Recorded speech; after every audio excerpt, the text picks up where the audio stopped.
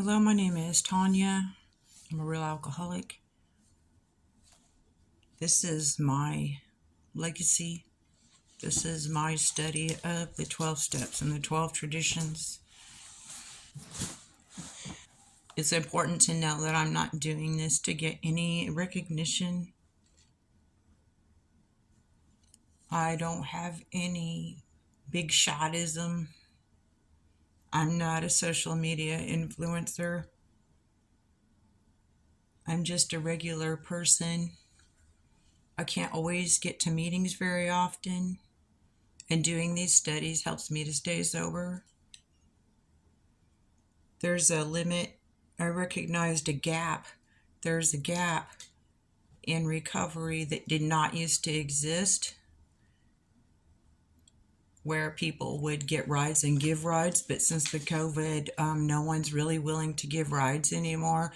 The prices of vehicles have skyrocketed. People have lost their jobs and homes. Everyone can't go to a meeting, and everyone doesn't even have a phone. So I chose YouTube. I didn't really choose YouTube. Actually, I don't want to do this at all. I don't know everything. I will continue studying and continue doing these as I progress through my recovery. The first one I done, I had 2 years sober. I'm 4 years sober now. This is my second video.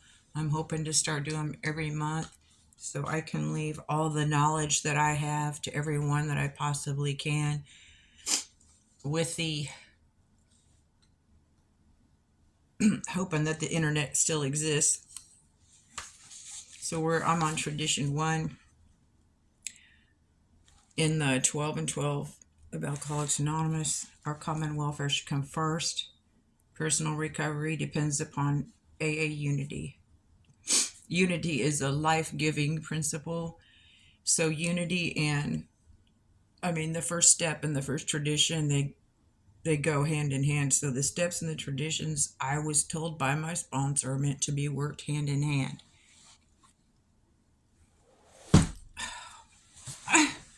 Okay. My study so far is that unity is that we're unified in our purpose, which is to stay sober and help another alcoholic to achieve sobriety. When we're trying to help another alcoholic to achieve sobriety, it's not just helping another alcoholic to not drink. It's to help another alcoholic to become self-sufficient and have faith and learn how to work the principles in their life. So we're unified in purpose, and we're unified in our suffering, because only an alcoholic really knows the kind of suffering that another alcoholic has gone through. It takes one to know one. We're unified in our faith and the right of each person to believe as they believe. And we're unified in our works. A really good group works together for the benefit of all, not the one and not the few. If the group is drawn into controversy or becomes dominated by individuals, the unity of the group will be jeopardized. So, before I start reading, I'm going to give my opinions. When I went to Alcoholics Anonymous, when I started in 1996, it was a lot different than it is now. And I know it's changed a lot over the years. I know that a lot of people are not going to be happy about me recording this on a public forum, but AA is not a secret society. The only reason we're anonymous is to protect the individual from have it getting a bad reputation, and I don't have anything left to protect there or to keep people from having too much pride, which is always a concern. Hopefully, I stay where I'm at. I'm just super nervous.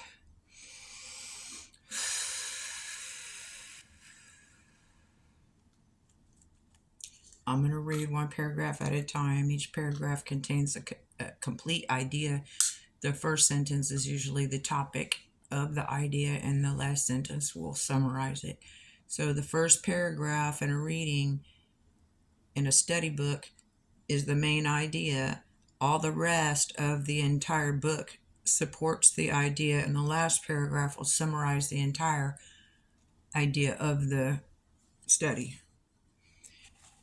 The unity of Alcoholics Anonymous is the most cherished quality our society has, not groups society, because AA is not a group and it's not ran by anybody, and we don't have a president or vice president. We're a society. Our lives, the lives of all to come, depend squarely upon it. We stay whole or AA dies. Without unity, the heart of AA would cease to beat. Our world arteries would no longer carry the life-giving grace of God. His gift to us would be spent aimlessly. Back again in their caves, alcoholics would reproach us and say, what a great thing AA might have been. I need to be unified in my relationship with my higher power, in my mind, body, and soul, before I have anything to bring to a group or society. So if I don't have anything to give, I don't have anything to give, and maybe I don't have much, but it's in the giving that I receive. And so now I'm giving to you so that I might receive freely. I'm giving to you. You don't owe me anything. You don't even know me. You don't have to even say thank you. You don't have to pay me anything. You don't have to kiss butt. Nothing. That's one of the things that's changed. Okay, next paragraph. Does this mean some will anxiously ask that in AA the individual doesn't count for much? Is he to be dominated by his group and swallowed up in it? We may certainly answer this question with a loud no. Ideally, in a perfect society, a perfect AA group, and a perfect AA functioning perfectly, which we don't, the individual will come in and they'll be surrounded with unconditional love and acceptance, support, validation. People may let them sleep on their couch, help them. Maybe this is perfectly getting their vehicle fixed. Maybe they help them get a job. They help them get their life together if they're serious, And as that person starts working through their mental and emotional traumas and healing physically, and they get stronger, they don't need as much support by the group. They can start being a contributor to the group. Well, where one person may be physically deficient and can't drive, another person may like to drive and pick that person up, or another person is really good at working with newcomers, and they'll maybe go. I knew a man that would go down to Skid Row and pick up guys who were drunk, take them home and sober them up. Some of them stayed and some of them didn't. I can't do that. Some people are too nervous to speak, and some of us aren't. Anyway, we should be working together more effectively, but like I said, our numbers are limited in the physical sense of being groups because people aren't able to get to meetings. And it's really hard to pick up a phone sometimes, but when you're just watching something on the internet, it's completely different. There's no, I don't know, it's just different. So we may certainly, we believe there isn't a fellowship on earth which lavishes more devoted care upon its individual members Surely there is none which more jealously guards the individual's right to think, talk, and act as he wishes. No AA can compel another to do anything. Nobody can be punished or expelled. Our 12 steps to recovery are suggestions. The 12 traditions which guarantee AA's unity contain not a single don't. They repeatedly say we ought, but never you must. Let's go back. So, a lot of this stuff has been watered down as far as this tradition here.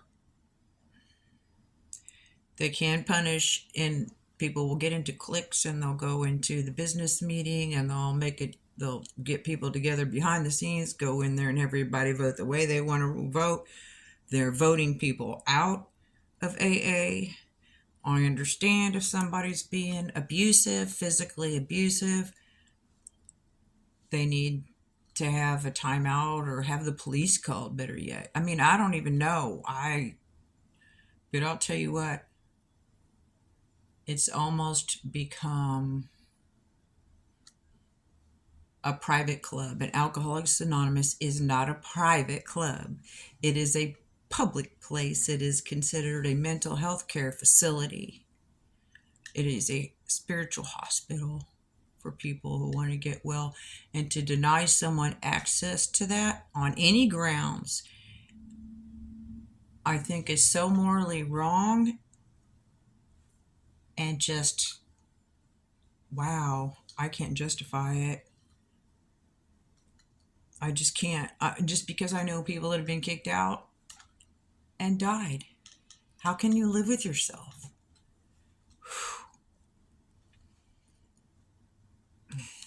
But it's not perfect. To minimize all this liberty for the individual spells sheer anarchy. Every newcomer. Okay, let me go back. Look, a club can reject a member or a group, whatever, but they cannot be rejected by Alcoholics Anonymous. They'll eventually find their home group and where they fit in if they continue seeking. We have, most of us have false pride that comes from low self-esteem. I do.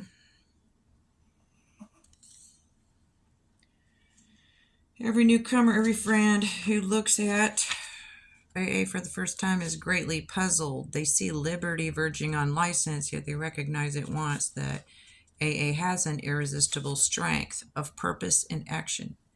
How, they ask, can such a crowd of anarchists function at all? How can they possibly place their common welfare first? What in heaven's name holds them together? In heaven's name, God holds them together. And you may not like it, and it's okay if you don't agree with it. But yes, Alcoholics Anonymous was started by Christians, okay? I mean, a guy, Bill and Bob were Christians, I think, and then the Oxford group, but it doesn't matter. You can use whatever higher power you want. Anarchy is a state of disorder due to absence or not recognition of authority or other controlling systems. So there's no authority in Alcoholics Anonymous, although people would like to pretend that they do have authority. They do not have authority, and I do not recognize a human being's authority over me. I mean, if you have a higher power and you bow down to a person, then you got to give up and surrender your higher power. So, to thine own self be true, to your own, be true to yourself, to your own God, be honest with yourself.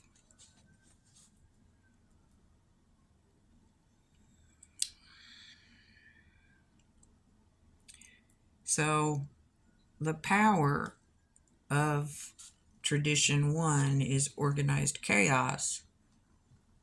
And the only one who can organize chaos is God, because what you try to control becomes out of control. So surrender to win is still the same principle in Tradition 1, but this is a little different. What persists resists, and what resists persists. And the harder that you try to control an alcoholic, the worse they're going to become, because we're rebels.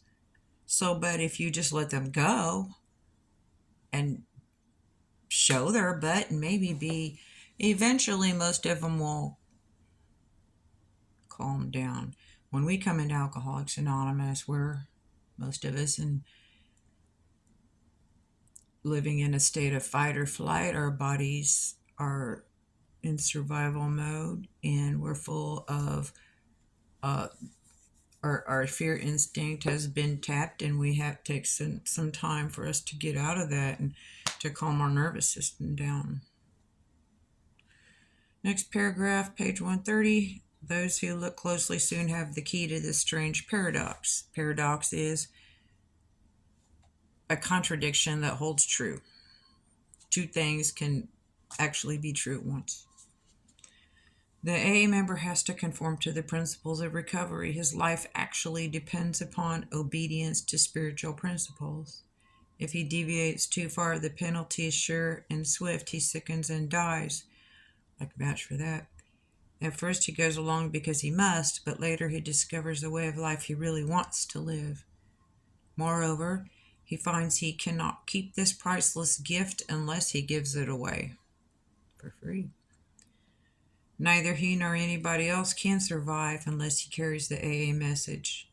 The moment this 12th step work forms a group, another discovery is made that most individuals cannot recover unless there is a group. Realization dawns that he's but a small part of a great whole, and that no personal sacrifice is too great for preservation of the fellowship. He learns that the clamor of desires, ambitions within him must be silenced whenever these could damage the group. Only. It becomes plain that the group must survive or the individual will not. Groups can die a slow death by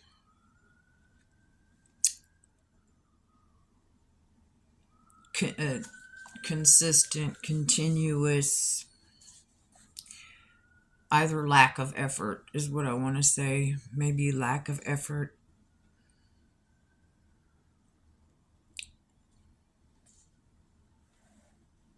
I am just going to throw this in here because I'm not one of those. I do have no idea how people can charge people so much money to live in a recovery of their achievements or quality. Do not be deceived. There is none among us who have been able to maintain anything like perfect adherence to these principles. Just talking about the first 100 people in AA. Countless times in as many cities and hamlets, we reenacted the story of Eddie Rickenbacker and his courageous company when their plane crashed in the Pacific. Can you imagine that? Like us, they had suddenly found themselves safe from death, but still floating upon a perilous sea. How well they saw that their common welfare should come first. None might become selfish of water or bread. Each needed to consider the others. And in abiding faith, they knew they must find their real strength. And this they did find. In measure to transcend all the defects of their failed craft, every test of uncertainty, pain, fear, and despair, and even the death of one. So stick together or die alone, which is, it is so hard because I read something in As Bill Sees It today, and it said alcoholics almost without exception are tortured by loneliness. You know, when we isolate ourselves away from other people, some of us, you know, there's the story about the guy that, I'm going to cry.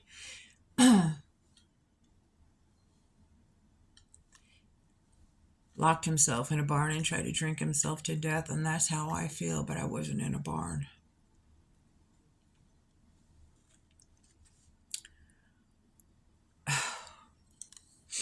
So, yeah. So if I'm not doing well, and I call someone in AA and I say, look, I'm not doing well. That person may lift me up, give me some encouragement, give me some wisdom, give me some actions to take, give me something, a ride, whatever, give me some hope. And then when they're not doing so good, they may not call me back. They'll call someone else and say, hey, I have this problem. And you're the person that I know you know this because I heard you in a meeting say that you had a similar problem, or I have a problem with my car, you're a mechanic, what should I do? And that person will say, oh, yeah, you should do this. And if we take their advice, and then, but the mechanic's not going to call him when he has a problem. So maybe the mechanic has a problem with his kids, and he doesn't know how to deal with maybe a teenage girl, but he knows someone in the program who had a problem with their teenage girl, and so he calls to see if he can get any wisdom. And so there is strength in numbers, and a threefold cord's not easily broken. So the more sticks that you put together, the harder it is to break. If I'm going to be selfish with my water, then no one's going to give me their bread, and I'll starve to death. But if they're going to be selfish with their bread and not give me any bread, I'm not going to give them any water. But it's got to start somewhere, and somebody's got to go first. So then I need to be careful that I'm giving from my overflow instead of my whole cup to someone else to where I'm dry. There are a lot of narcissists and energy vampires that'll just take and never give. So you just got to be aware of your own personal boundaries. Last paragraph. Thus has it been with AA. By faith and by works, we have been able to build upon the lessons of an incredible experience. They live today in the 12 traditions of Alcoholics Anonymous, which, God willing, shall sustain us in unity for so long as He may need us, and that's the deal. All the steps require sustained and personal exertion to conform to their principles, and they all require willingness. And if I wasn't willing to do what I believed God wanted me to do, I would have never gotten sober, and I would have never stayed sober. If I wasn't willing to ask for help, I would have never got sober or stayed sober. If I wasn't willing to pick up the phone and call, and I'm telling you, it's when I get past the ego puncturing, which really just levels my pride down, I got to be careful it doesn't crush my self-esteem. But when I get through that, I get more strength. So I would say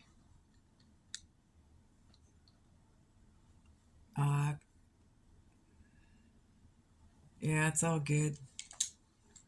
I'm happy. I only got 4 years, but I'm happy. So best wishes on your journey.